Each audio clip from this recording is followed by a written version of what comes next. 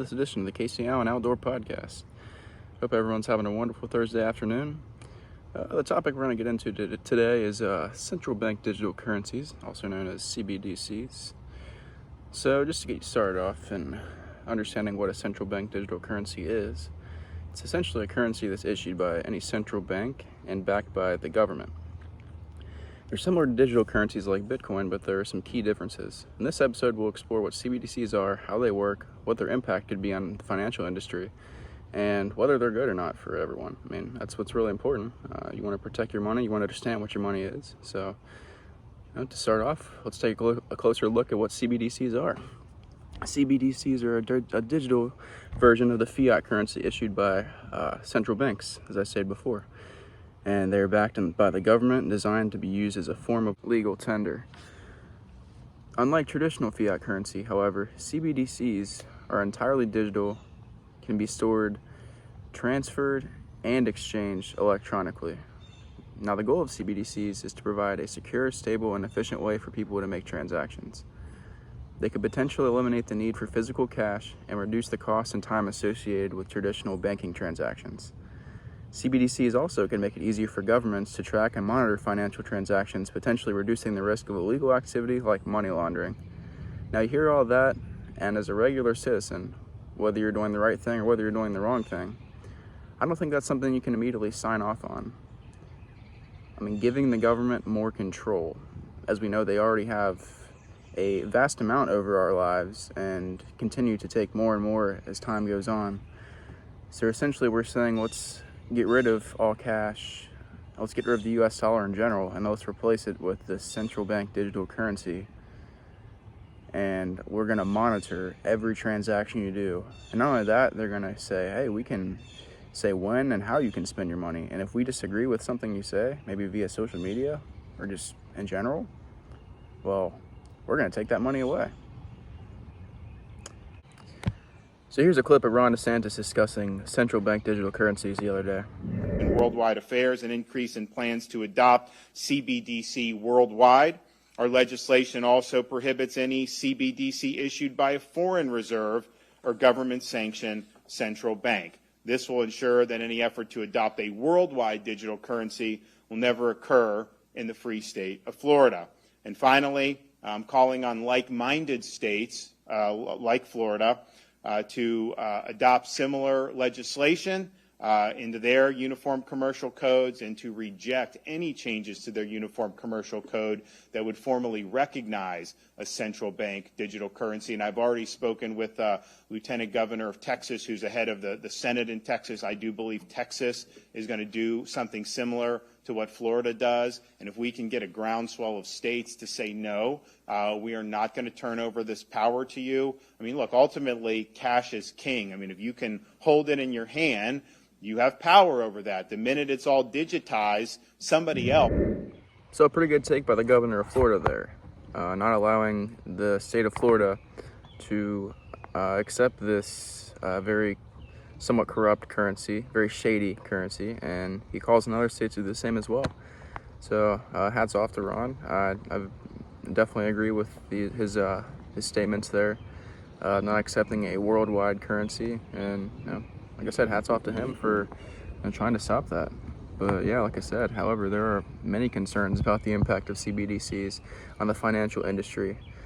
Many experts worry that CBDCs could be destabilizing the existing banking system, as they would be providing a new alternative to traditional banking, which that would be a huge change. And there are also concerns about privacy and security, as CBDCs would require individuals to give up some of their financial privacy in order to use them. As I said before, you would be relinquishing your privacy over to them as part of that currency, as joining that currency.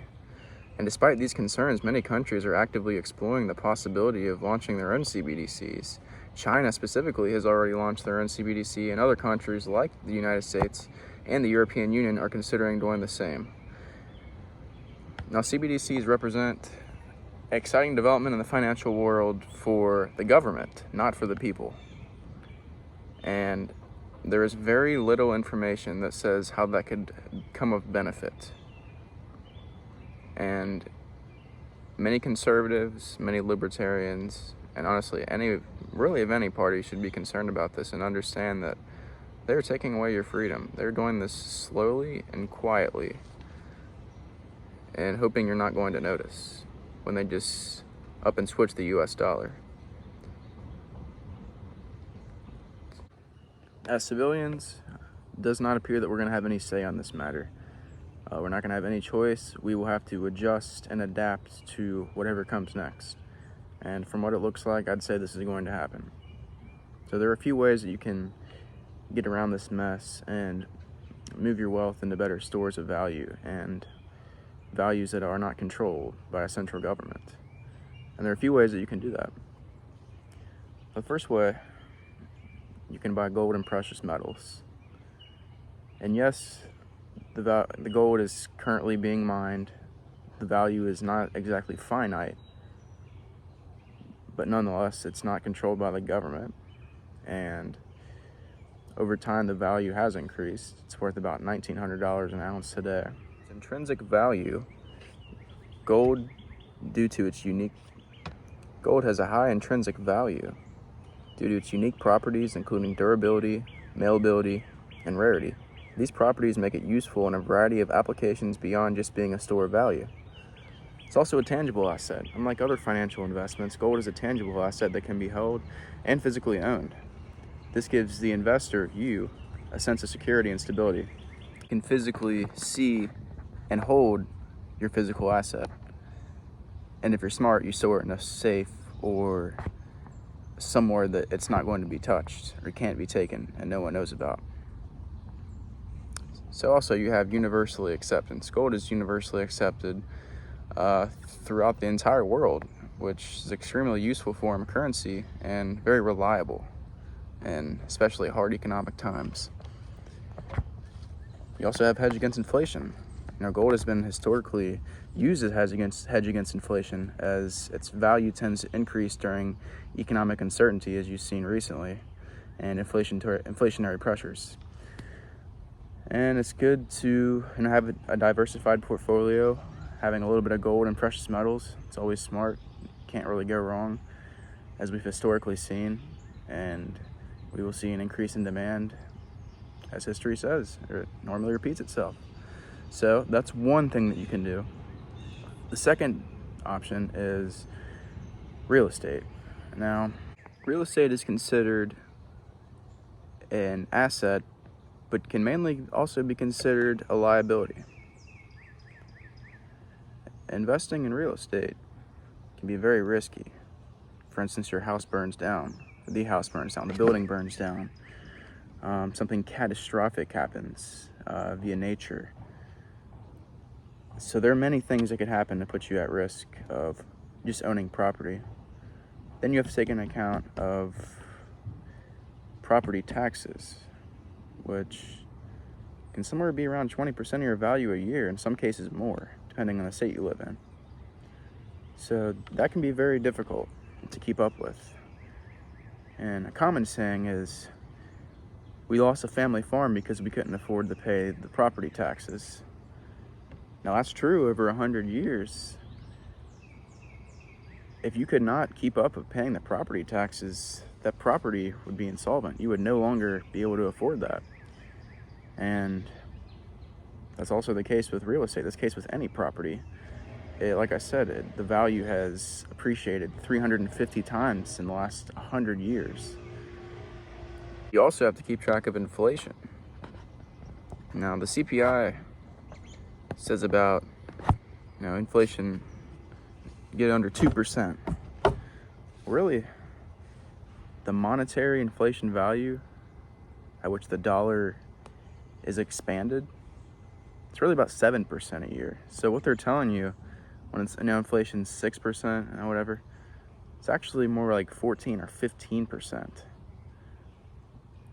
And taking that into account, you have to be very, very smart and very conservative to be a successful real estate owner, a property owner in time.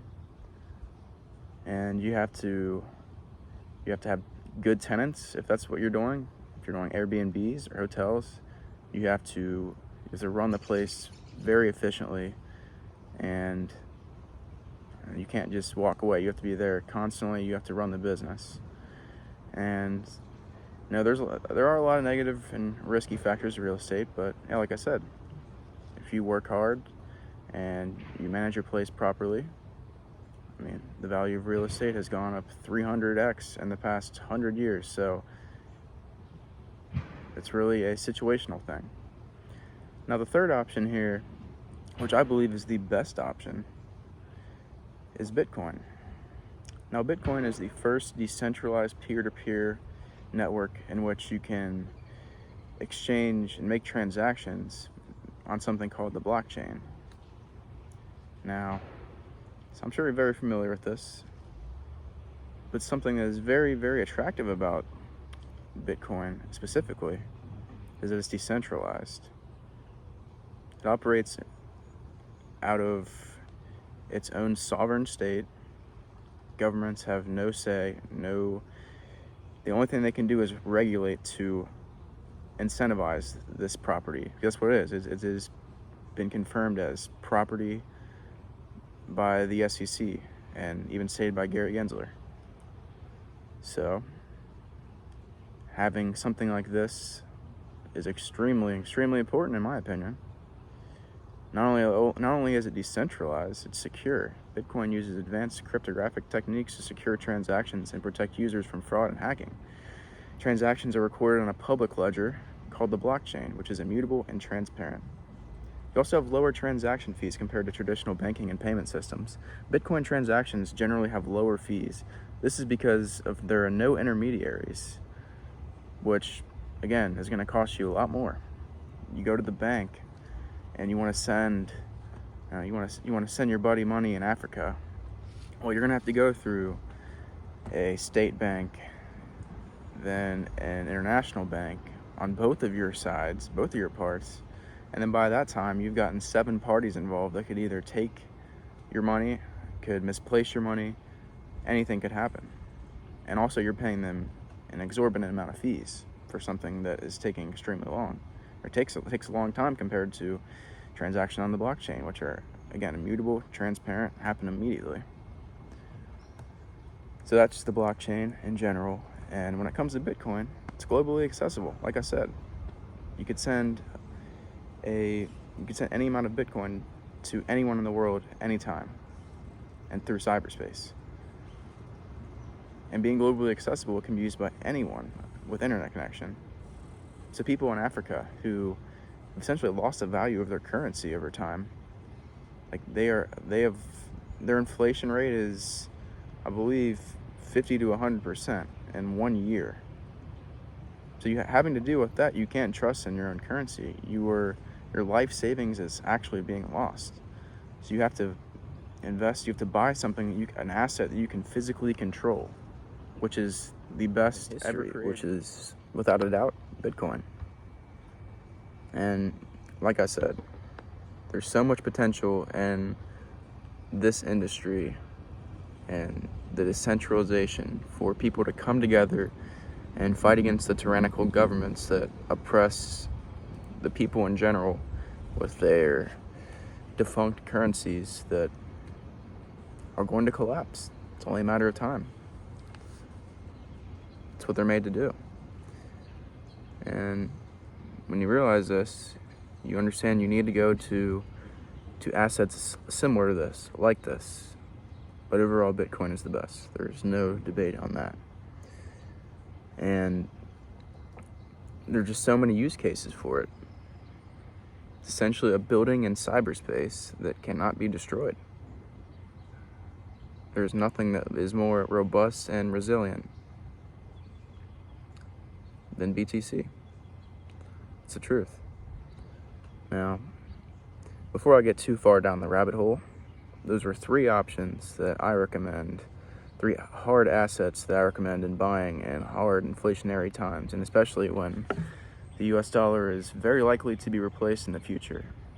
And that's the whole point of this video, is to explain the purpose of a central bank digital currency, why they're doing this, why they're coming for your money, and how you should react to it. It's very, very salient that people understand how this works and what's going on. because it's about adapting and adjusting. That is how you survive. Well, it's about time to wrap things up. I really hope you guys have learned something. Comment down below and feel free to subscribe. Thanks and have a great day.